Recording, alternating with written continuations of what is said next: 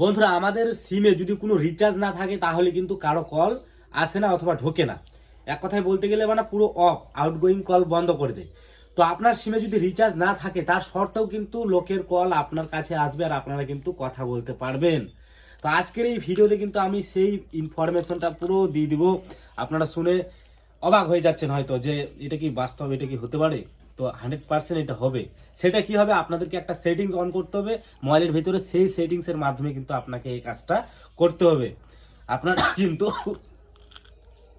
Recharge না থাকলেও কিন্তু তাদের সাথে কথা বলতে পারবেন। সেই সিমের কলগুলো কিন্তু আপনারা ডাইরেক্ট কথা বলতে পারবেন। সেই সিমে যতগুলো কল আসবে আপনার কাছে কিন্তু সব কল আসবে। তো চলো আজকের এই ভিডিওটা দেরি করবো না, তাড়াতাড়ি শুরু করি। কি হবে, চলে আসো, আমরা মোবাইলে ডাইরেক্ট চলে যাই। বন্ধুরা, আমাদের সর্বপ্রথম চলে যেতে হবে আমাদের মোবাইলের সেটিংসে।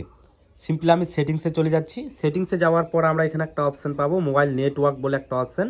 এই অপশানে ক্লিক করব। এখানে ক্লিক করার পর নিচে স্ক্রল করে দেখতে পারবো এখানে কল সেটিংস, এই অপশানে ক্লিক করব। এখানে ক্লিক করার পর আমরা এখানে দেখতে পারবো অ্যাডভান্স সেটিংস। এই অ্যাডভান্স সেটিংস অপশানে ক্লিক করব। ক্লিক করার পর আমরা এখানে দেখতে পারবো কল ফরওয়ার্ডিং, এই অপশানে ক্লিক করব।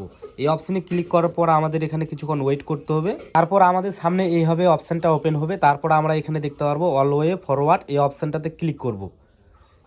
এই অপশানে ক্লিক করার পর আমাদের সামনে কিন্তু পুরো ইন্টারফেসটা এরকম আসবে।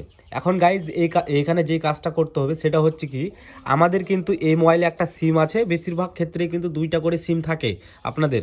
একটাতে রিচার্জ থাকে আর একটাতে কিন্তু থাকে না, হয়তো অনেক সময় ফুরিয়ে যায়।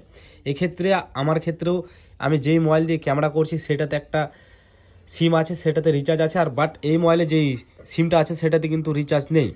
তো আমরা কি করব, এই সিমে যেগুলো কল আসবে তার জন্য আমরা ফরওয়ার্ড করব। এখানে আমরা সেই মোবাইল নাম্বারটা দিয়ে দেবো। আমি সিম্পলি আপনাদেরকে দেখিয়ে দিচ্ছি। এখানে আমি একটা মোবাইল নাম্বার দিয়ে দিলাম।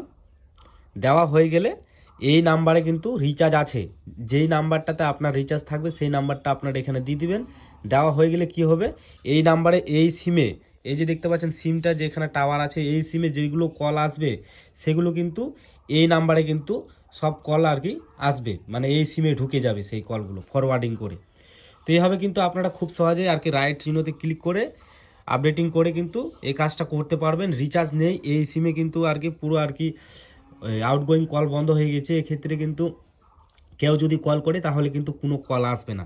এখন আমি এখানে একটা মোবাইল নাম্বার দিয়ে দিলাম। এই মোবাইল নাম্বারটার যে কেউ যদি আমাদের সেই পুরনো এই সিমে যদি কল করে তাহলে কিন্তু অটোমেটিক এই সিমে কলটা ফরওয়ার্ডিং করে দিবে আর আমরা কিন্তু খুব সহজে তাদের সাথে কথা বলতে পারবো অথবা যোগাযোগ করতে পারবো।